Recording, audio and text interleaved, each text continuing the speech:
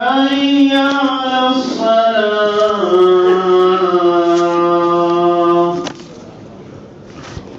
حي على الفلاح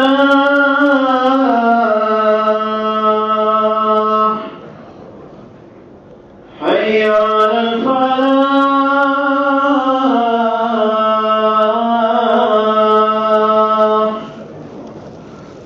الله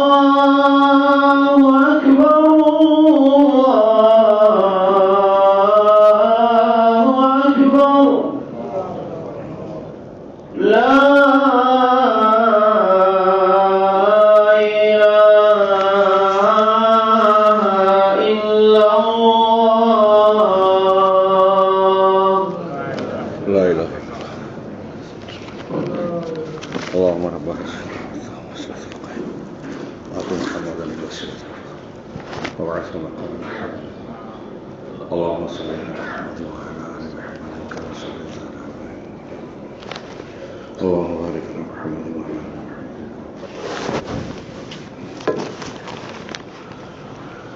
الحمد لله نحمده ونستعينه ونستغفره ونؤمن به ونتوكل عليه ونعوذ بالله من شرور أنفسنا ومن سيئات أعمالنا من يهده الله فلا مضل له ومن يضلل فلا هادي له وأشهد أن لا إله إلا الله وحده لا شريك له وأشهد أن محمدا عبده ورسوله أما بعد فإن خير الحديث كتاب الله وخير الهدي هدي محمد صلى الله عليه وسلم وشر الأمور محدثاتها وكل محدثة بدعة وكل بدعة ضلالة وكل ضلالة في النار. أعوذ بالله من الشيطان الرجيم. بسم الله الرحمن الرحيم. بل تؤثرون الحياة الدنيا والآخرة خير وأبقى. وقال تعالى وللآخرة خير لك من الأولى. محترم حاضرین، ابو العالیہ ایک مشہور تابعی ہیں رحمہ اللہ. ان کا ایک مشہور قول ہے، صحیح سند سے منقول ہے مصنف ابن عبد الرزاق اور دوسری کتابوں میں. اپنے قول کے اخیر میں وہ کہتے ہیں فقد انعم اللہ علی نعمتین لا ادری ایہما افضل. اللہ نے مجھ پر دو نعمتیں کی ہیں، بڑی نعمتیں مجھ پر فرمائی ہے، میں نہیں جانتا کہ ان دو نعمتوں میں سے افضل زیادہ فضیلت والی کون ہے. پہلی کہ ان ہدانی للاسلام، پہلی نعمت یہ کہ مجھے اسلام کی ہدایت دی. تھوڑی دیر کے لیے آپ اور ہم بھی سوچئے کہ ہمیں جتنی بھی نعمتیں ملی ہیں ان نعمتوں میں سب سے قیمتی نعمت یہ ہے کہ ہم مسلمان ہیں. یہی بات ابو العالیہ کہتے ہیں. کسی غیر مسلم کے گھر پیدا ہوتے، کئی لوگوں کو عبادت کے لائق سمجھتے، ان کی پوجا پاٹ کرتے، شرک اور کفر میں رہتے اور سمجھتے کہ ہم صحیح کر رہے ہیں، اسلام اور حق کے مخالف ہوتے. تو پہلی بڑی نعمت کہ اللہ نے مجھے اسلام کی ہدایت دی. دوسری نعمت انہوں نے بتایا ان جعلنی لم یجعلنی حروریہ. دوسری نعمت جو میں ذکر کر رہا ہوں کہ اللہ نے مجھے حروری نہیں بنایا. حروری یہ خوارج کو کہا جاتا تھا، اور اس زمانے میں پہلا بدعتی فرقہ یہی تھا جس نے اسلام میں تکفیر کی بدعت کو ایجاد کیا اور اس کی بنیاد پر مسلمانوں کے قتل کو، ان کے خون کو جائز قرار دیا، صحابہ کرام کو جو ہے کافر کہا قرار دیا، بلکہ ان سے قتال کیا، قتل کیا، اور یہ عقیدہ رکھا کہ ایک مسلمان ارتکاب کبیرہ، گناہ کبیرہ کا مرتکب ہو کر کافر ہو جاتا ہے، آخرت میں ہمیشہ ہمیش جہنم میں رہے گا، اور دنیا میں بھی وہ قابل گردن زدی ہے، مرتد ہو گیا ہے. اور اللہ کے نبی صلی اللہ علیہ وسلم کی سفارش ایسے مسلمان جو کبیرہ گناہ کے ساتھ مر گیا بغیر توبہ کیے ہوئے، اللہ کے نبی صلی اللہ علیہ وسلم یا کسی کی سفارش بھی اللہ کی اجازت سے نہیں ملے گی. یہ سب بدعات تھی قرآن و حدیث کے ثابت شدہ دلائل کے خلاف. ابو العالیہ کہتے ہیں کہ دوسری بڑی نعمت جو مجھ پر اللہ نے کی کہ مجھے حروری نہیں بنایا، تو صرف خارجیت یہاں مراد نہیں ہے، ان کا مطلب یہ ہے کہ مجھے اہل بدعت سے نہیں بنایا. دو نعمتیں کی، ایک تو مسلمان بنایا اور دوسرا کہ مجھے بدعتی نہیں بنایا، قرآن و حدیث اور صحابہ کے طریقے پہ چلنے والا بنایا. ان دونوں نعمتوں میں کون سی بڑی نعمت ہے میں نہیں جانتا. ایک عالم تابعی کہہ رہے ہیں اس سے اسلام کی قدر و قیمت کا اندازہ لگائیے. جمعہ کا خطبہ کا وقت بہت کم ہے، میرا موضوع بہت وسیع ہے، اس لیے میں اس پر تفصیل نہیں، تمہیدی طور سے عرض کر رہا ہوں کہ اس نعمت کی قدر پہچانیے. نمبر ایک کہ ہم مسلمان ہیں، اور مسلمانوں میں یہ غور کیجیے کہ بہت سارے فرقے ہیں جو بزبان رسالت جہنم میں جائیں گے سوائے ایک کے. اس کی تفصیل اپنے مقام پر، لیکن یہ ثابت شدہ حدیث ہے. تو یہ ایک کون ہوگا؟ یہ اہل سنت ہوں گے. یہ وہ ہوں گے جو نبی صلی اللہ علیہ وسلم کے منہج اور صحابہ کرام کے منہج کو اختیار کرنے والے ہیں، عقائد میں بھی اعمال میں بھی. جو اہل بدعت نہیں ہے، اہل سنت ہے. جو بدعت کرتا ہے وہ اپنے آپ کو اہل سنت اگر کہتا ہے تو وہ اہل سنت کہنے سے نہیں ہوگا، منہجیت کے ساتھ وہ اہل سنت کے لقب کا مستحق ہوگا، جو آج روئے زمین پر اہل الحدیث سلفی اہل السنہ کے شکل میں موجود ہیں. تو علامہ ابو العالیہ رحمہ اللہ نے یہ بات فرمائی. اس تناظر میں میں یہ کرنا چاہوں گا کہ ہم اگر اسلام اور اسلام میں اہل سنت و جماعت کے دین، عقیدے اور ان کے منہج پر غور کریں تو یہ دنیا کی سب سے عظیم الشان نعمت نظر آئے گی، اور ناقدری ہوگی کہ ہم اس عظیم الشان نعمت کو اس کے راستے سے سمجھے بغیر، اس کی قدر و قیمت کو جانے بغیر، اس کی ناقدری کرتے ہوئے مختلف قسم کے افکار، خیالات اور ایسے راستوں کو اختیار کر جائیں جو اہل بدعت کے طریقے ہیں. ہمیں اسلام ملا، قرآن و حدیث ملا، ہم اس کو چھوڑ کر اگر اہل بدعت مختلف مفکرین اور فلاں کہتے ہیں، ہمارے اپنے ذہن سے طے کر لیا کہ وہ بڑے مشہور ہیں، ان کی بات دل کو لگتی ہے اور وہ ایسے ہیں اور وہ ویسے ہیں، ان کے پیچھے چلنے لگے، قرآن حدیث اور صحابہ کے منہج کو چھوڑ دیا، تو ہم سے بڑا احمق کوئی نہیں.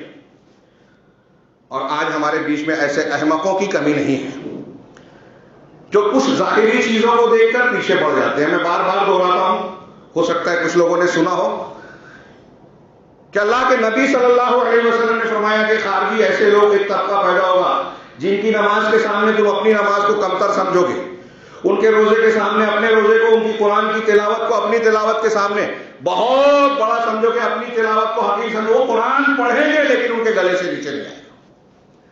دین سے اس طرح نکل جائیں گے جیسے تیر شکار کو چھید کر باہر نکل جاتا ہے اور اس پر خون کا نشان تک نہیں ہوتا.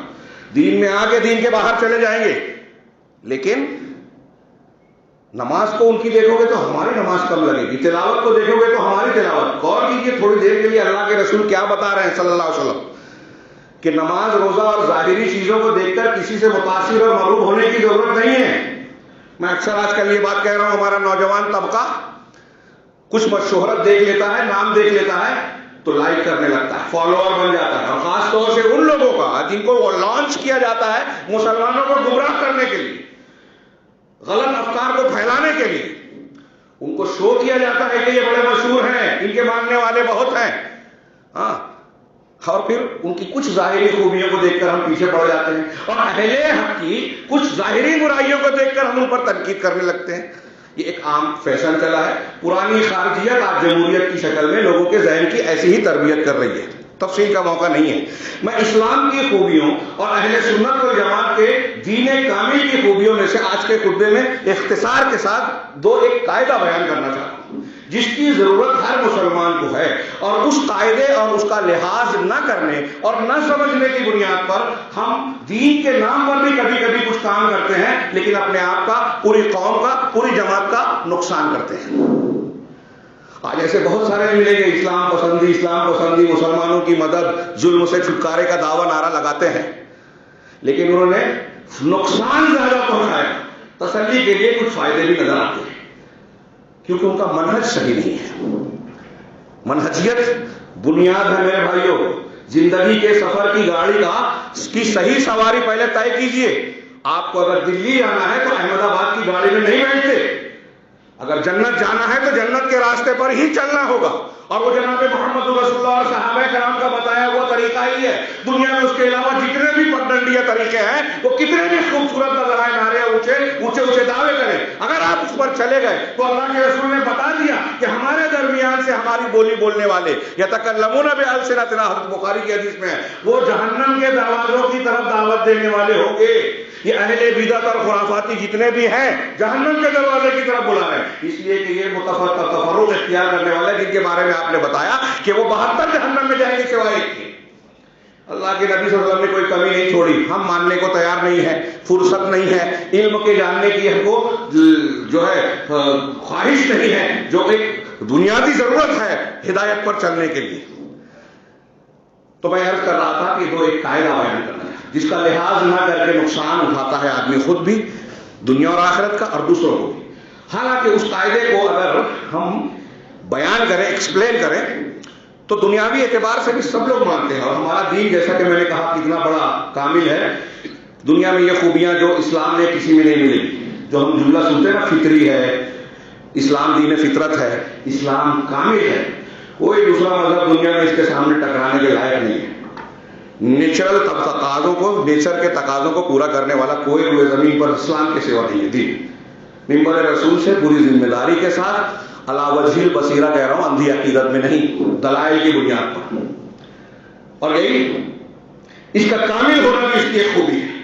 تو کہیں اب اس کے اسی ایک کمال کا ایک حصہ ایک قاعدے کی شکل میں بیان کرنا چاہتا ہوں.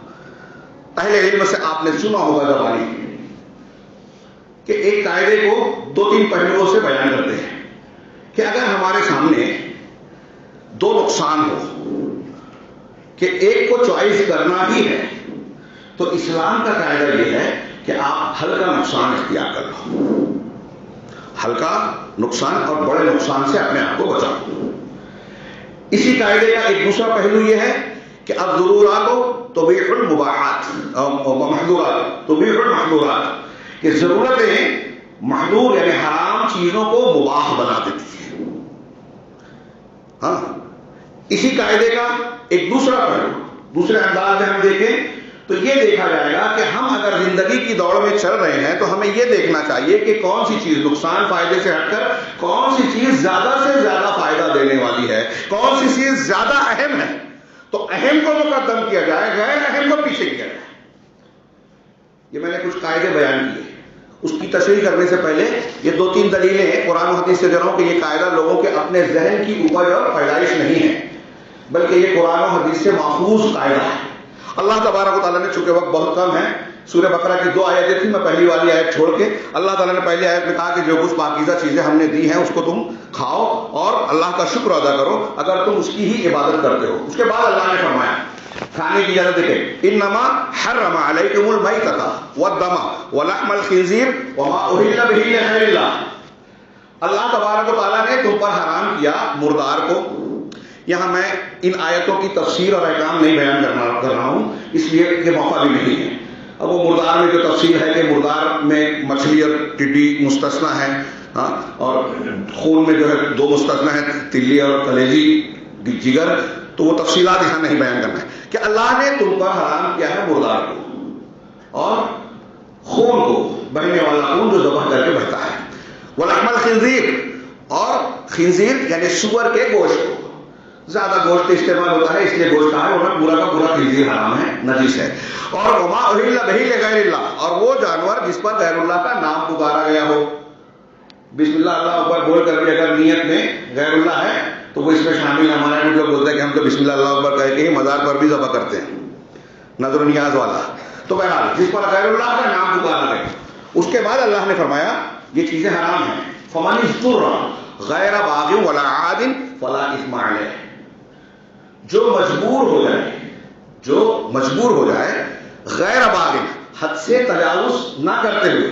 باغ کا کرنے کچھ لوگوں نے چاہنا کہا ہے, اس کو چاہتے ہوئے نہیں کہ بھائی دل چاہ رہا ہے کہ یہ مردار کھائیں, خنزیر کا گوشت کھائیں, تو چاہت نہ ہو, بھوک کی وجہ سے پیٹ بھرنے کی خواہش نہ ہو, اور یعنی حد سے تجاوز نہ, جتنی ضرورت ہے اس سے زیادہ نہ ہو, شریعت کی بغاوت نہ ہو. غیر باغ ولا عاد, اور نہ حد سے تجاوز کرے کہ کھا بھی لیا اور ذخیرہ بھی کر لیا, پھر بعد میں بھی کھائیں گے, اب ایک رخصت مل گئی ہے تو اس میں نہیں. اتنا کہ اگر آپ کی جان جا رہی ہے, آپ مجبور ہو گئے ہیں, تو مردار سور کا گوشت, یہ جو چیز حرام چیزیں ہیں ان میں سے جو میسر آ جائے آپ اپنی جان بچانے کے لیے کھا سکتے ہیں. یہ مسئلہ سب جانتے ہیں, لیکن یہاں اس سے یہ قاعدہ نکلا کہ یہ مردار کھانا, خنزیر کا گوشت کھانا حرام ہے شریعت میں. اس کا اگر کوئی ارتکاب کرتا ہے تو گنہگار ہے, اس کا نقصان ہے دنیا میں بھی آخرت میں بھی. لیکن اگر یہ حالت بن جائے کہ آپ نہیں کھائیں گے تو مر جائیں گے, آپ نہیں کھائیں گے تو مر جائیں گے, ایسی صورت میں آپ کی جان کا نقصان ہے, اب ایک طرف جسمانی نقصان خنزیر کے گوشت یا مردار کے کھانے سے ہوتا ہے اور ایک طرف جان جا رہی ہے، تو اللہ تعالیٰ حکم دے رہا ہے کہ ایسی صورت میں آپ کو جان بچانا ہے، لا تلقوا بأیدیکم الی التہلکہ، اپنے آپ کو ہلاکت میں نہیں ڈالنا ہے۔ تو بڑا نقصان سے اپنے آپ کو بچاؤ، چھوٹے نقصان کو جھیل لو، یعنی یہ حرام چیز بقدر ضرورت کھا لو۔ یہ ایک دلیل دی میں نے۔ دوسری سورہ بقرہ ہی میں اللہ تبارک و تعالیٰ نے حرم میں قتال کو، اس کا ایک پس منظر واقعہ ہے، وہاں صحابہ نے جنگ کی کچھ لوگوں سے ایک ٹکڑی نے، اس سلسلے میں کفار مکہ کی طرف سے جو ہے الزام لگایا گیا کہ شہر حرمت والے علاقے میں یہ جو مارا گیا، تو اس سلسلے میں قرآن میں کچھ آیتیں نازل ہوئی مومنوں کی تائید میں، کفار کے رد میں، کہ تم جو کر رہے ہو حرم کے اندر یہ اس قتل سے زیادہ خطرناک ہے۔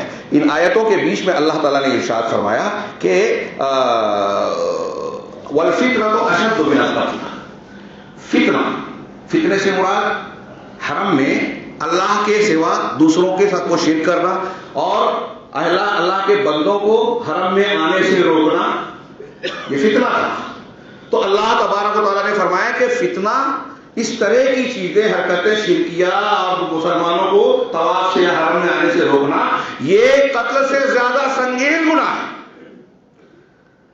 ایک طرف قتل ہے، برا کام ہے حرم میں، اور ایک طرف حرم میں شرک کرنا ہے، حرم سے لوگوں کو روکنا ہے۔ اللہ نے کہا یہ اس سے زیادہ برا ہے۔ لہذا اگر یہ کفار تم سے قتال کرتے ہیں حرم میں بھی، کعبہ میں بھی، تو تم بھی قتال کرو، آگے کی آیت میں کہا گیا۔ ہاں، اس میں علامہ ناصر عبد الرحمن بن ناصر السعدی اس کی تفسیر کرنے کے بعد کہتے ہیں کہ اس آیت سے مشہور قاعدے پر استدلال کیا جاتا ہے، اور وہ کیا قاعدہ ہے؟ انہ یرتکب اخف المفسدتین لدفع اعلاہما، کہ دو مفسدہ، دو نقصان، فساد انگیز چیزیں اگر دو اکٹھا ہو جائیں تو جو ہلکی فساد کی چیز ہے، ہلکی نقصان کی چیز ہے، اس کو اختیار کر کے جو بھاری اور بڑے نقصان کی چیز ہے اس کو ہٹایا جائے گا، اس سے بچا جائے گا۔ اس آیت سے نکلتا ہے۔ اور شیخ سعدی نے اوپر بھی کہا، وہ جو آیت اس سے پہلے پیش کی، کہ اس سے یہ مشہور قاعدہ ملتا ہے کہ ضرورتیں حرام چیزوں کو مباح بنا دی جاتی ہے، ہاں، لہذا اللہ تبارک و تعالیٰ نے مرنے والے کے لیے مردار وغیرہ کو حلال کیا۔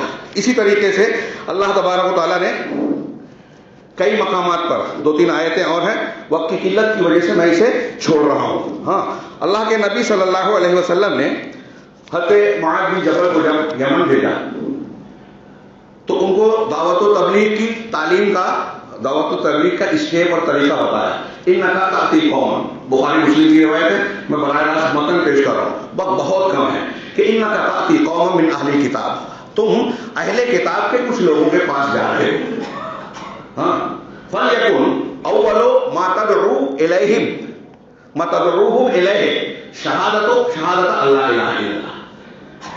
اہل کتاب کے پاس جب تم جاؤ گے تو تمہاری دعوت، سب سے پہلی دعوت یہ ہونا چاہیے کہ اللہ کے سوا کوئی معبود برحق نہیں ہے، وہ اس کی گواہی دے۔ غور فرمائیے، اللہ کے سوا کوئی پہلے اس کی گواہی دے، یہ پہلی شہادت، اول، سب سے اول ہونا چاہیے، توحید اختیار کرے۔ بعض روایتوں میں الہ یوحدو کا لفظ ہے۔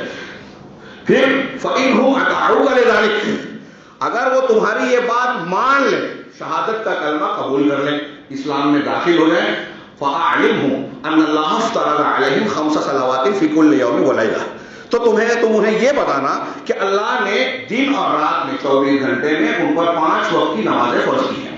جب یہ مان لے تو زکوٰۃ کی بات بتائی آپ نے۔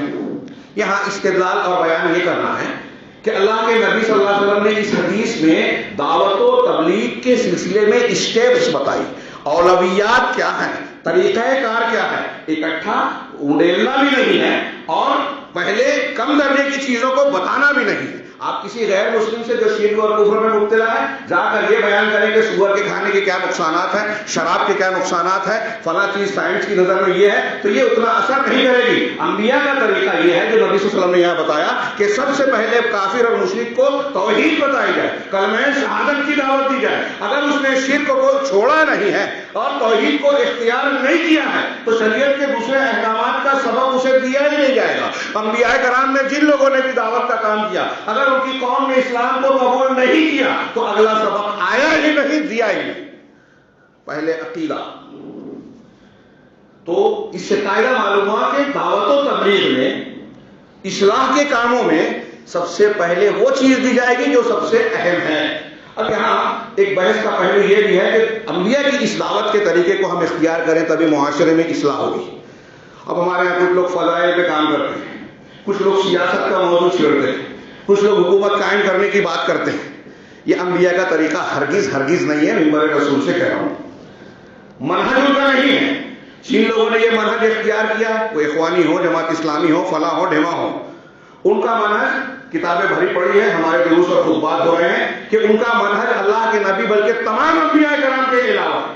مولانا ابوالعلا مودودی صاحب کی قرآن کی 4 بنیادی اصطلاحیں پڑھیے تو انہوں نے قرآن کے ان 4 دین, رب, الہ کے معنی, مفہوم اور بنیادی معنی ہی کو تبدیل کر دیا. کلمے کا معنی محدود کر دیا. توحید کو لا الہ الا اللہ کا جو معنی انبیاء کرام نے بیان کیا تھا اس کو صرف توحید حاکمیت میں سمیٹ دیا. پھر ان کی مطابقت میں سید قطب نے, پھر ان کی مطابقت میں جتنے بھی اخوانی تحریکی پائے جاتے ہیں سب نے وہی راستہ اختیار کیا. چھوٹی موٹی گمراہی نہیں ہے. ہاں, موقع نہیں ہے کہ میں اس پر تفصیل میں جاؤں. تو پورا معاملہ پلٹ دیا اور توحید کی دعوت کو یہاں تک کہہ دیا کہ نمرود, فرعون یہ اللہ کی ربوبیت کے منکر نہیں تھے. ان کا شرک یہ تھا کہ وہ یہ کہتے تھے کہ بادشاہ ہمیں تو ہمارا قانون مانا جائے, اللہ کا نہیں. یہ انہوں نے بیان کیا جو قرآن اور قرآن و حدیث کے بیانات کے بالکل خلاف ہے. میں نے عرض کیا کہ یہ موقع نہیں ہے. تو ان کی دعوت, اب ان 2-3 چیزوں کو جو میں نے بیان کیا, آج آپ دیکھیے مختلف جماعتوں کے رویے کو. ہمارے نوجوان کسی کے پیچھے چل رہے ہیں تو غور کریں کہ نبی کا طریقہ زیادہ مناسب ہے یا غیر انبیاء کا, یہ مفکرین کا, ادبا کا. ہاں, اس میں بہت سارے ایسے دین اور جماعت کے بانی ہو گئے جو ادیب تھے, ان کو لوگوں نے مرجع بنا لیا فتوے میں, دین کے معاملات میں. امام مالک اور دوسرے لوگ کہتے ہیں, مجھ کو جب تک امام مالک کہتے ہیں 70 مشائخ نے اجازت دی تھی تب تک مسجد نبوی میں فتوے کے لیے بیٹھا نہیں, حدیث بیان کے لیے بیٹھا نہیں. اور کسی عالم کو اس کی اجازت نہیں جب تک مشائخ, معتبر علماء, ثقہ علماء اس کے حق میں گواہی ہو, فتویٰ نہیں دینا چاہیے. آج ہمارے اہل غیر نتھو خیرے ہو کلپ پہ کلپ دے رہے ہیں, الٹے سیدھے فتوے دے رہے ہیں. یہ کوئی چھوٹی موٹی ضرورت نہیں ہے. میں نے دوسروں بیان کے موقع نہیں ہے. آپ سلف کا اس سلسلے میں اگر اقوال اور طریقہ اور منہج دیکھیں گے تو وہ ڈرتے تھے. عبداللہ ابن مسعود کہتے ہیں مجھ سے کوئی حرام پوچھتا ہے تو میرے رونگٹے کھڑے ہو جاتے ہیں. اور آج ہمارے یہاں کسی سے نہیں پوچھتے تو رونگٹے کھڑے ہوتے ہیں. بےتاب رہتے ہیں وہ اپنے علم کے مظاہرے کے لیے, جاہل لوگ ہیں. تو یہ سارا معاملہ ہم نے بگاڑ کر رکھ دیا ہے. قیادت حکام اور علماء کو چھوڑ کر عوام اور جاہل نوجوان جو ہے آزادی کا مطلب یہ سمجھتے ہیں کہ جمہوریت, آزادی. یہ ہمارے سید قطب اور ان لوگوں نے یہ بھی مزاج دیا کہ ہمارا دین جو ہے یہ اسلام پسندی اور اسلام کے نفاذ کی بات کرتے ہیں. یوسف القرضاوی اور ان کے بیانات آپ دیکھیں کہ وہ کہتے ہیں کہ ہم اسلام نہیں بلکہ آزادی کو ترجیح دیں گے اسلام کی تطبیق اور تنفیذ کے مقابلے میں. یہودیوں سے ہمارا جھگڑا دینی نہیں ہے, اقتصادی اور فنا زمین کا ہے. پورا معاملہ ہی پلٹ گیا. ایک طرف الزام دیتے ہیں اہل الحدیث کو اور دوسروں کو کہ یہ توحید نہیں سمجھتے, یہ بزدل ہیں, اقامت دین کی بات نہیں کرتے. دوسری طرف ان کے بارے میں ایسی بات کرتے ہیں جن کی قرآن و حدیث سے دین کی عداوت ثابت ہے, کہتے ہیں کہ دینی جھگڑا ہی نہیں ہے. اور ہمارے یہاں لوگ متاثر ہو جاتے ہیں. کل کے درس میں نے بیان کیا کہ ابن بطہ کہتے ہیں کہ سب جانتے ہیں ہم اللہ کے رسول کے بعد کوئی نبی نہیں آئے گا, لیکن اگر کوئی آج دعویٰ کرے نا تو کچھ ایسے جاہل لوگ مل جائیں گے جو اس کے پیچھے اس کا ساتھ دینے کے لیے کھڑے ہو جائیں گے. اسی کی تشریح میں ایک عرب عالم نے لکھا کہ آج اگر کوئی شخص آ جائے مسلمانوں کے بیچ میں, مسلمانوں کا لباس پہن کے, لمبی داڑھی, لمبا کرتا, یا وہ کوٹ ٹائی لگا کر کیوں نہ آئے, اگر وہ فلسطین کے مظلومین کی بات کرنے لگے, وہ یہ کہے کہ ہم کو جو ہے یہود نصارہ کے خلاف کھڑا ہونا چاہیے, امریکہ کے خلاف کھڑا ہونا چاہیے, مسلم حکومتیں جو ہے بزدل ہیں وہ کرتی نہیں ہے جو کرنا چاہیے, تو نوجوانوں کی ایک بڑی بھیڑ اس کے پیچھے اکٹھا ہو جائے گی, چاہے وہ یہودی ہو. اور انہیں پتہ نہیں سمجھے گا کہ فلسطین لے جا رہے ہیں لیکن وہ لے جائے گا تل ابیب.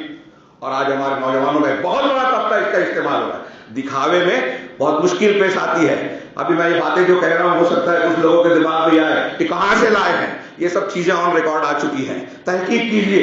سازش کرنے والے اتنا کمپلیکیٹڈ اور الجھا ہوا معاملہ بناتے ہیں کہ آپ حقیقت تک تہ تک نہیں جا سکتے. دہشت گردی کے جو قوانین, جو معاملات چل رہے ہیں, بم دھماکہ اور مختلف قسم کے معاملات, ابھی یہ بات بار بار ثبوتوں کے ساتھ سامنے آ چکی ہے کہ ان نوجوانوں کو اصل میں چلانے والے یہود و نصارہ. آپ ایک دو کے بعد نہیں جانیں گے کہ اس لنک میں کون ملا ہوا ہے. یہ جدید دور کی خارجیت ہے. ہاں بہرحال بات میں قاعدے کی کر رہا تھا کہ روئے زمین پر آپ دیکھیے کہ ان اصولوں کو جو یہاں بیان کیا گیا ہے، میں نے 2-3 دلیلیں صرف دی ہیں، ان کو ہمارے یہاں لوگ استعمال نہیں کرتے. 2 فائدہ اور نقصان دنیاوی اعتبار سے آپ غور کیجیے. اگر ایک آدمی ہاسپٹل میں گیا، ڈاکٹر کہے گا کہ فوراً آپریشن کرنا پڑے گا، 5 لاکھ روپیہ لگے گا، نہیں تو بچہ مر جائے گا. تو اب آپ وہاں اپنے طور سے سوچتے ہیں. ابھی قرآن حدیث کی دلیلیں چھوڑیے، آپ کی فطرت کیا کہتی ہے؟ جان بچائی جائے یا 5 لاکھ دیکھیں؟ سمپل بات. غریب سے غریب آدمی کہتا ہے ٹھیک ہے میں قرض اٹھا لوں گا، یہ کر لوں گا، وہ بیچ دوں گا، لیکن جان بچ جائے. تو وہاں بڑا نقصان یہ ہے کہ جان بچائے، جان جانا بڑا نقصان ہے. اس سے بچنے کے لیے 5 لاکھ کا نقصان وہ ہلکا سمجھتا ہے. یہ نیچرل قاعدہ ہوا. آپ کے پاس کسی نے 1 لاکھ روپیہ دے کہ فلاں کو دے دو، یہ میرے پاس آپ کے پاس امانت ہے میری. راستے میں کسی نے آپ کے سر پر بندوق لگائی اور کہا کہ وہ پیسہ مجھے دو ورنہ شوٹ کر دوں گا. تب آپ یہ کہیں گے کہ یہ اگر میں آپ کو دے دوں گا تو امانت میں خیانت ہوگی؟ نہیں. اگر وہ نہیں دیں گے تو آپ جان سے جائیں گے، اور جان سے جائیں گے تو امانت پہنچا بھی نہیں پائیں گے. سمپل لاجک ہے. یہ قرآن و حدیث کا اصول ہے. ہاں اس کی کتنے دلیلیں ہیں. یہاں میں نے ایک اور دلیل ایک صرف نقل کر دوں.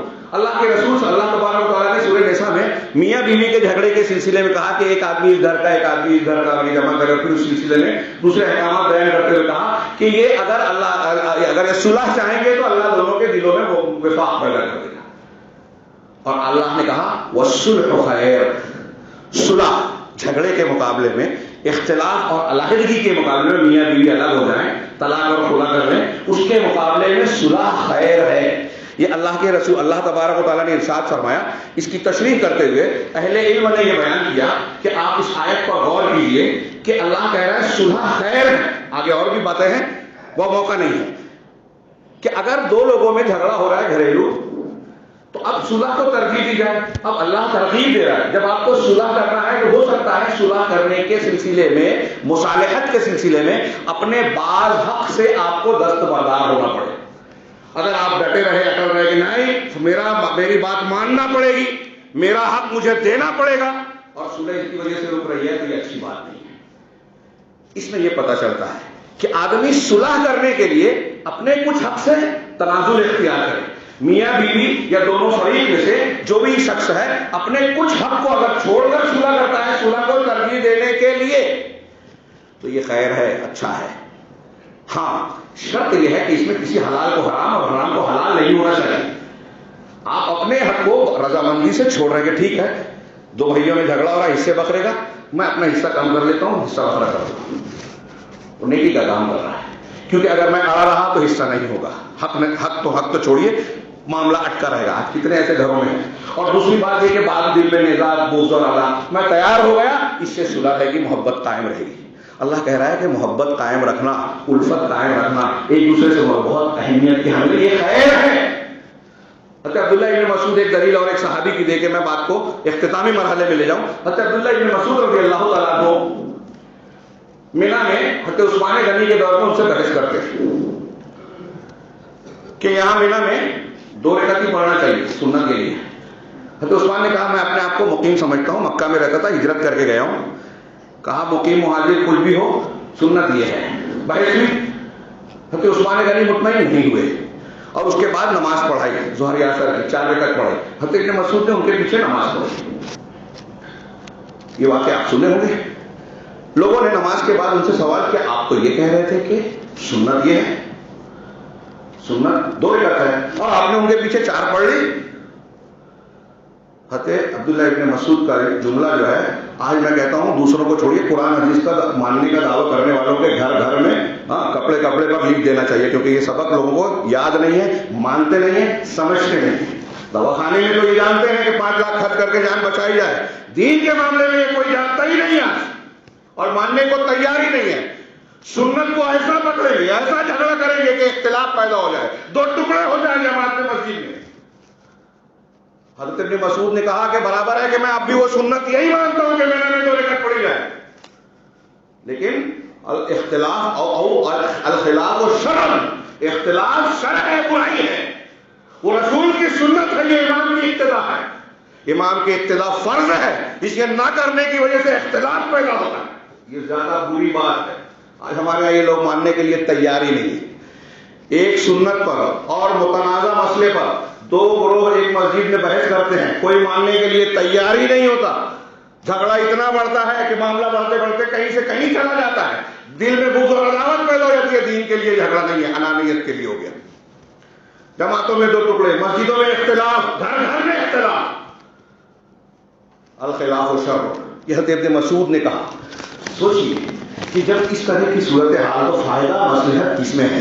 علامہ ابن تیمیہ کے بارے میں علامہ ابن قیم نے ایک واقعہ نقل کیا کہ ہم گزر رہے تھے. ابن تیمیہ فرماتے ہیں وہ درس میں کہ ہم گزر رہے تھے, تاتاری فوج کے کچھ سپاہی ایک جگہ بیٹھ کر شراب نوشی اور کھیل کود کر رہے تھے. تاتاریوں سے جنگ تھی, مسلمانوں کو قتل ہو رہا تھا, یہ حالت جنگ میں تھے. لیکن انفرادی طور پر سامنا ہو گیا تو ان کا دور چل رہا تھا شراب کا. علامہ ابن تیمیہ کہتے ہیں کہ ہمارے گروپ سے ایک آدمی نکلا, تاتاریوں کو پاس جا کے ان کو شراب سے منع کرنے لگا. شراب مت پیو, یہ ام الخبائث ہے, یہ ایسی ہے, اس کی یہ برائیاں ہیں, اس کے یہ نقصانات ہیں, یہ شریعتوں میں حرام ہے. علامہ ابن تیمیہ نے ان کو بلوایا کہ ان کو پکڑ کے ادھر لایا اور ان سے کہا یہ دیکھیے یہ فقہ, دعوت کی فقاہت, اولویت, کہاں کون سا ڈیسیزن لینا, اور یہ اہل علم کا, حکام کا, ذمہ داروں کا کام ہے, چلتے پھرتے لوگوں کا نہیں. علامہ ابن تیمیہ نے ان سے کہا کہ تم جو ہے ان کو شراب سے منع کر رہے ہو. وہ کون لوگ ہیں؟ وہ تاتاری ہیں, اس وقت حالت جنگ میں ہیں. یہ جب مسلمانوں کی بستی پر حملہ کرتے ہیں تو جان سے مارتے ہیں, عورتوں کو بے عزت کرتے ہیں, جان مال کا نقصان پہنچاتے ہیں.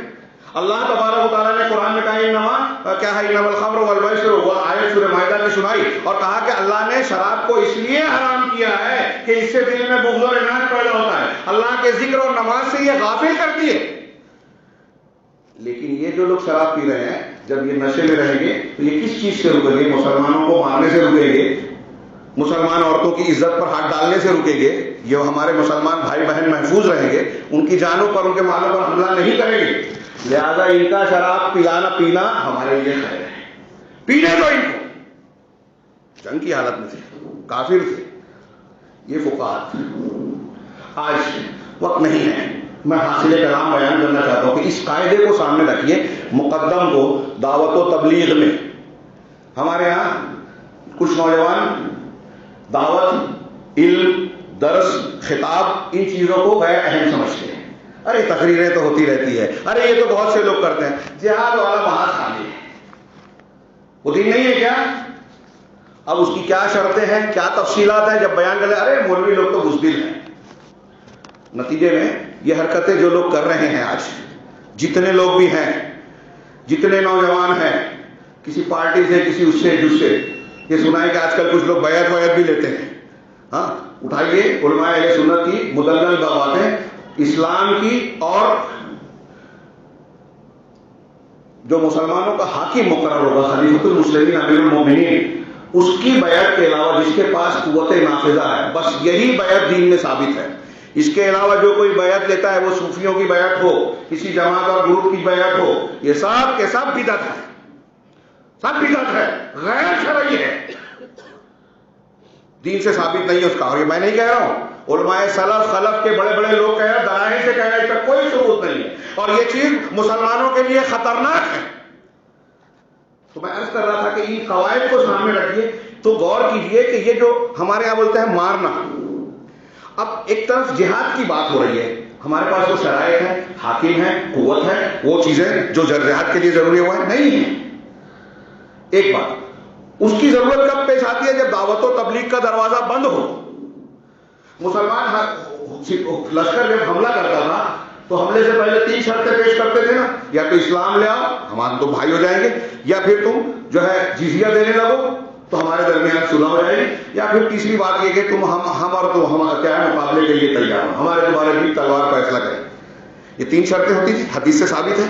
اب اس کے دوسرے نمبر کی شرط پر غور کیجیے کہ ہم کو جزیہ دے دو. اگر وہ جزیہ دینے کے لیے تیار ہیں تو جنگ نہیں ہوگی. کیوں؟ یہاں اسلام حکومت نہیں چاہتا نا. اگر نبی کا, شریعت کا یہ منشا ہوتا کہ طاقت کے زور پر حکومت قائم کر دی جائے تو یہ جزیہ والی شرط کیوں رکھتی؟ ان کا رد ہو رہا ہے اس سے. اس کا اس لیے جزیہ لینے پر رضامندی کی کہ اگر کوئی حکومت ملک جزیہ دیتا ہے تو مسلمانوں سے مصالحت ہو رہی ہے، حلیفی ہو رہی ہے۔ اب مسلمان دعات اسلام کی دعوت اس ملک میں پہنچا سکتے ہیں بلا روک ٹوک، اور اصل چیز دعوت ہے، اصل چیز علم ہے، ہدایت کا تبلیغ، ہدایت کو پہنچانا ہے لوگوں تک، یہ اصل ہے، لڑائی بڑائی نہیں۔ آپ تھوڑی دیر کے لیے یوں سوچیے کہ پورے عالم اسلام میں، ہمارے ہندوستان میں جو لوگ اس قسم کی جذباتی باتیں کرتے ہیں، ان باتوں سے، ان کوششوں سے مسلمانوں کو، امت کو فائدہ زیادہ ہوا یا نقصان؟ جو لوگ آج بھی جیل میں قید و بند کی صعوبتیں جھیل رہے ہیں، وہ، ان کے باپ، وہ خود، ان کی اولاد، تینوں متاثر ہیں، پوری قوم متاثر ہے۔ پوری دنیا کو موقع دیتے ہیں کہ مسلمانوں کے اوپر الزام منڈے کہ یہ انتہا پسند اور دہشت گرد ہوتے ہیں۔ پوری دنیا میں ایسے اعلی کار ہیں، اور جو لوگ یہ کھیل رچا رہے ہیں ان سے ہٹ کے یہ الزام ڈالا جاتا ہے سلفیوں پر، اور یہ لوگ بھی سلفیوں کو اپنا دشمن کہتے ہیں کہ اہل حدیث دشمن ہے، بزدل ہے، اور غیر مسلم بھی کہتے ہیں کہ سلفیوں کو ٹارگٹ کرو، کیونکہ وہ بھی جانتے ہیں کہ اہل حق یہی ہے، اور اسی لیے خبریں ایسی پھیلائی جاتی ہے کہ ہم اور آپ اہل حق کی مخالفت کریں۔ میں اکثر کہتا ہوں کہ یہ لوگ اگر صحیح منہج پر ہوتے، جو جیلوں میں ہیں، علماء سے، اہل علم سے، اپنے والدین سے، اپنی جماعت کے بڑوں سے اگر رابطے میں رہتے، کوئی چیز چھپا کے، سریت سے چھپا کر نہیں کرتے یہ ساری چیزیں، جذباتی باتیں، تو ان میں سے 80% لوگ آج جیل میں نہیں ہوتے۔ انہوں نے فائدہ کیا پہنچایا اور نقصان کیا اٹھایا؟ کتنا نقصان پہنچایا؟ غور کیجیے۔ ہاں، اس مزاج میں وقت زیادہ ہو گیا، میں کئی باتیں چھوٹ رہی ہیں، لیکن آخر بات میں کہنا چاہوں گا کہ اس مزاج نے جو آج ہمارے یہاں پیدا کر دیا، ابھی میں یہ کہہ رہا ہوں، بہت سے لوگ اس پر اعتراض کریں گے، میں جانتا ہوں، جن کی تربیت غلط ہوئی ہے، جو منہج حق نہیں جانتے، قرآن حدیث اور علماء کا طریقہ نہیں جانتے، جو موجودہ سیاسی دور میں متاثر اتنے ہیں کہ وہ سمجھتے ہیں کہ یہ مظاہرہ کرنا، ہڑتال کرنا، چیخ پکار کرنا، واٹس ایپ، ٹویٹر اور مختلف قسم کے سوشل میڈیا پر جو ہے لوگوں کی تنقید کرنا، یہ بہادری ہے، یہ اصلاح ہے۔ یہ کس نام پہ کرتے ہیں؟ اسلام پسندی۔ یہ اسلام پسندی نہیں ہے۔ کل رات میں مالیگاؤں میں درس دیا میں نے، اس میں نے یہ چیز کچھ تفصیل سے بیان کی، جسے صرف اشارہ ذکر کروں کہ ہمارے یہاں جو طریقہ ہے کہ کسی کی غلطی معلوم ہو جائے، عالم کی، کسی حکومت کی، سعودی عرب فلاں اور فلاں، فوراً لوگ فارورڈ کرتے ہیں، تبصرے کرتے ہیں۔ ایک خبر ملی، ابھی وہ صحیح خبر ہے کہ نہیں معلوم، اس کے کیا نتائج ہو گئے غور نہیں کیا، اس میں کون سی سازش ہے معلوم نہیں، فوراً فارورڈ کر دیا۔ 2 دن بعد پتہ چلتا ہے کہ وہ جھوٹی ہے تو معذرت بھی نہیں کرتے۔ جو بدنامی تھی ہو گئی، جو الجھنا تھا الجھ گیا، جو غیر مسلم طاقتوں اور اسلام دشمن عناصر کا جو مقصد ہے آپ نے پورا کر دیا۔ اسلاف کی اٹھا کے دیکھیں گے نا تو وہ کہتے ہیں کہ عام لوگوں کو سیاسی خبروں کے پیچھے پڑنا ہی نہیں چاہیے، اس میں تبصرہ تو بات کی بات۔ آج کل میں بھی یہ بول رہا ہوں ہندوستانی ماحول میں، دنیا کے جمہوری ماحول میں تو آپ کو عجیب سا لگے گا، کیا بول رہے ہیں مولوی صاحب؟ تنقید، علماء کو فلاں جگہ آزادی نہیں ہے۔ بحیدرآباد میں مجھ سے ایک آدمی نے پوچھا کہ سعودی عرب میں علماء کو آزادی نہیں ہے، تو میں نے کہا کہ عمر فاروق کے زمانے میں کتنی آزادی تھی اور کون سی آزادی تھی جو آپ یہاں چاہتے ہیں؟ جن کا جو دائرہ ہے اس دائرے میں نے کہا ابھی یہاں کشمیر میں جو دھماکہ ہوا تھا، فوجی مر گئے، اس سلسلے میں کوئی بیان دے دے، منسٹر نے بیان دیا تو اس کے خلاف اٹیک ہو گیا، مطلب یہاں آزادی نہیں ہے۔ آپ یہ بولو کہ ہندوستان میں آزادی نہیں ہے؟ دائرہ ہے نا۔ انہوں نے کہا کہ یہ نیشنل ایشو ہے، قومی معاملہ ہے، اس میں کوئی بول نہیں سکتا، یہاں بھی یہ پابندی ہے۔ تو اس قسم کی پابندی آزادی کی مخالفت نہیں ہے، یہ نظام کا حصہ ہے۔ آپ کے اور ہمارے یہاں بھی کچھ چیزوں کا حصہ ہونا، ہر شخص ہر لمحہ ہر معاملے میں بولے، یہ درست نہیں ہے اور اس سے ناراضیت پھیلتی ہے۔ اور ہمارے یہاں اسی بنیاد پر آزادی مل گئی ہے، نوجوان اس کو دین کا کام سمجھتے ہیں کہ مولوی کی تنقید کرنا، اس کی برائیوں کو ڈھونڈنا، مسلمان حکام کی غلطیوں کو بیان کرنا، ان کو وہ بزدل کہنا، ان کے بارے میں صحیح ہو یا غلط، ان کے بارے میں جو منفی باتیں ہیں اس کی تشہیر کرنا، یہ اسلام نہیں ہے۔ اسلام نہیں ہے۔ اسلام میں سماعت کا حکم ہے، حکام اور علماء کا۔ اور اگر غلطی معلوم ہو جائے تو ہاتھ پکڑ کے، یہ حدیث میں ہے، ہاتھ پکڑ کے تنہائی میں لے جا کے اس کی اصلاح کی بات کہیے، وہ مانے تو ٹھیک ہے، نہیں مانے تو آپ سبک دوش ہو گئے۔ یہ اللہ کے رسول صلی اللہ علیہ وسلم کا فرمان ہے، اس کا مفہوم بیان کر رہا ہوں۔ آپ کی ذمہ داری نہیں ہے کہ آپ ٹویٹر پر تشہیر کریں، فیس بک اور واٹس ایپ پر پھیلائیں، یہ جمہوریت والا مزاج نہیں ہے اسلام کا۔ کنتم خیر امت، یہ میں صرف ایک مثال دے کے بات کو ختم کروں کہ اللہ کے نبی صلی اللہ علیہ وسلم کے داماد ہاں بھائی، حضرت عثمان غنی کیا مقام اور فضیلت ہے، ٹائم نہیں ہے کہ میں وہ بیان کروں. ذوالنورین، بار بار جنت کی بشارتیں ملی. ان کے دور میں عبداللہ بن سبا یہودی جو منافق بن کے مسلمانوں میں داخل ہوا آیا، اس نے اس وقت کے جاہلوں کو ورغلایا جو اہل علم نہیں تھے، صحابہ میں سے کوئی نہیں ہوا اس کے ساتھ. ہاں، ان کو ورغلایا. قرابت داری کا خیال رکھتے ہیں، رشتہ داروں کو دیکھتے ہیں، ان کو پیسہ دیتے ہیں، ان کے اوپر نوازشیں، ہمارے ساتھ ایسا، اس کو جو ہے ذمہ داری دے دی، اس کے ساتھ ایسا کیا. یہ جو ہمارے یہاں یعنی اس وقت کا فیس بک، ٹویٹر اور واٹس ایپ پہ جو ہم فارورڈ کرتے ہیں نا، وہ سب فارورڈ کرتے رہے. عثمان غنی، آج ہم اور آپ اگر ایمان والے ہیں اور کوئی حضرت عثمان کو برا بولتا ہے، وہ ملحد ہے، بے دین ہے. ہمارے عقیدے کی کتابوں میں ایک نہیں اکثر علماء کے اقوال ملیں گے. ہاں، امام احمد بن حنبل کی کتاب اٹھائیے السنہ، امام بربہاری کی شرح السنہ، امام طحاوی کی شرح العقیدہ الطحاویہ اور دوسری کتابیں. ایک صحابی کو اگر آپ نے نشانہ بنایا تو آپ بے دین ہیں، ملحد ہیں، قرآن و حدیث کی مخالفت کر رہے ہیں. دلیلیں اپنی جگہ، فی الحال وہ موضوع نہیں ہے. تو حضرت عثمان غنی تو صحابہ میں بھی اعلیٰ درجے کے، ابو بکر عمر کے بعد سب سے اونچے درجے والے اجماع صحابہ کے مطابق. سارے لوگوں نے تیسرا خلیفہ مانا انہیں. اب ان کے خلاف جب ماحول سازی کی گئی، جمہوریت، خارجیت، تو کچھ لوگ اتنے بدظن ہو گئے کہ حضرت عثمان غنی کو خود ان کے ہی گھر میں نظر بند کر دیا. یہ بات میں نے رات کے درس میں تھوڑی تفصیل سے بیان کی.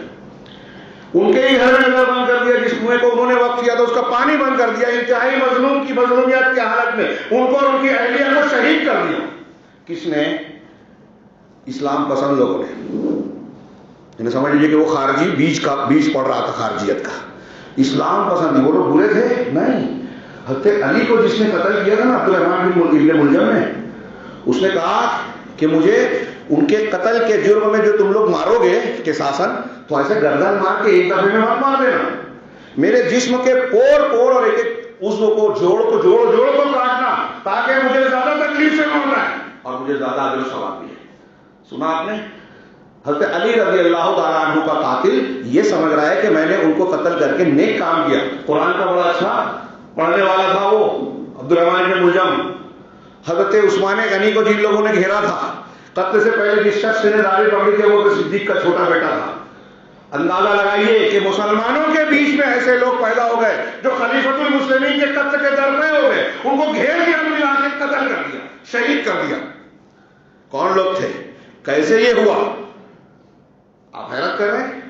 آپ سوچتے ہیں ہم نہیں تھے. آج ہمارے یہاں جو لوگ جذباتی باتیں کرتے ہیں، فلاں اور فلاں کے پنجے میں جاتے ہیں، یہ پھیلانے والی باتیں جو مسلمان علماء کے خلاف باتیں کرتے ہیں، جب حضرت عثمان غنی کے خلاف یہ بات بڑھتے بڑھتے اس درجے پہنچی کہ قتل کا ارتکاب کر لیا، تو ایسے ہی اگر آج ہم مسلمانوں میں کسی عالم کے خلاف، کسی حکومت کے خلاف جو اچھا کام کر رہے ہیں، اچھا کام کرنے والوں کے خلاف، ہماری جماعت ذمہ دار مسجد کے ہوں، جماعت کے ہوں، ان کے خلاف اگر آپ ماحول گرماتے ہیں، ان کے تو گھر کا معاملہ یہ ہے، مسجد کے ذمہ دار بنے بیٹھے ہیں.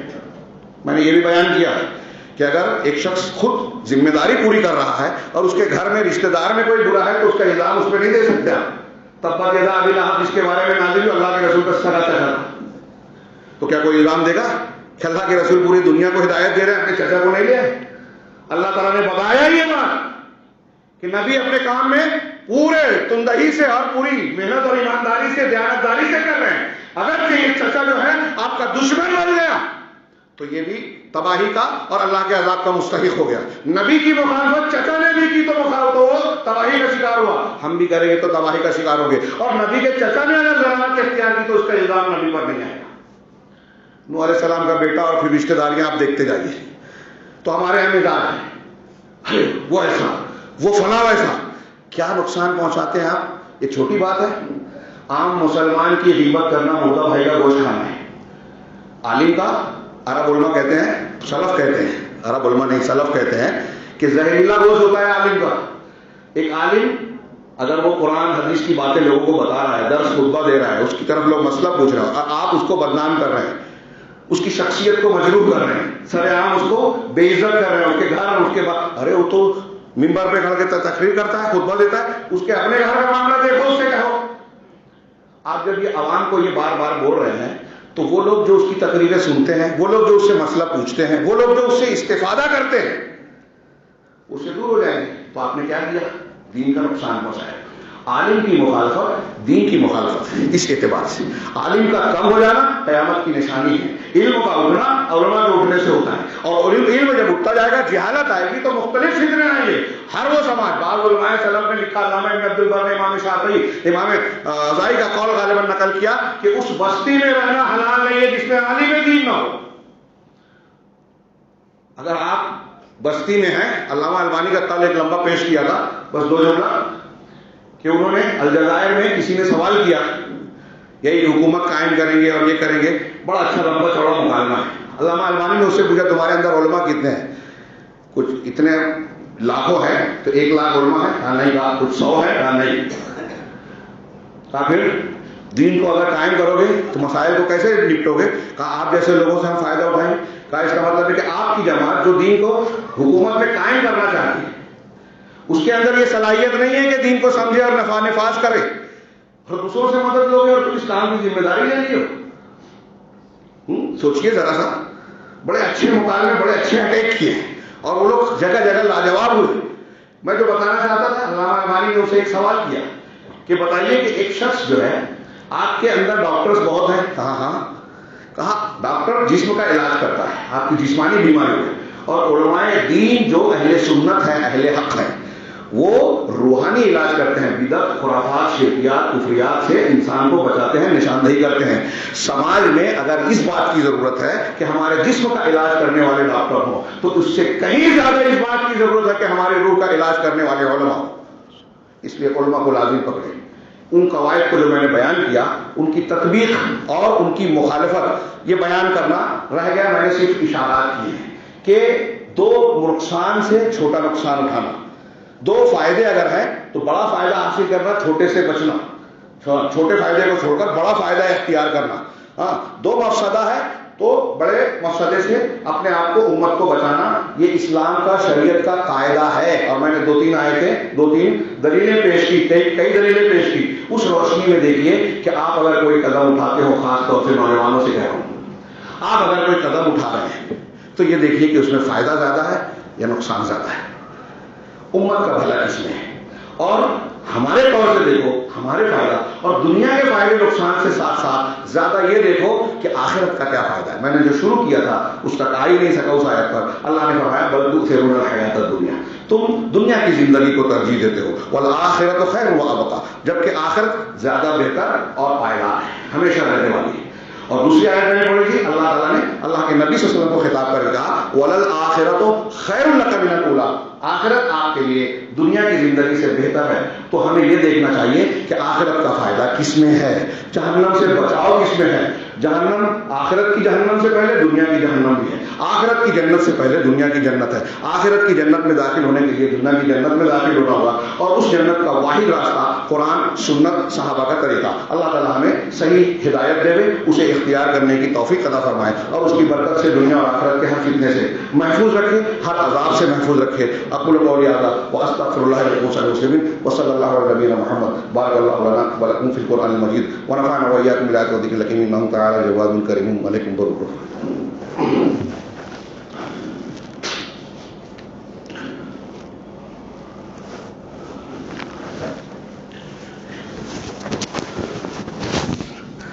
الحمد لله نحمده ونستعينه ونستغفره ونؤمن به ونتوكل عليه ونعوذ بالله من شرور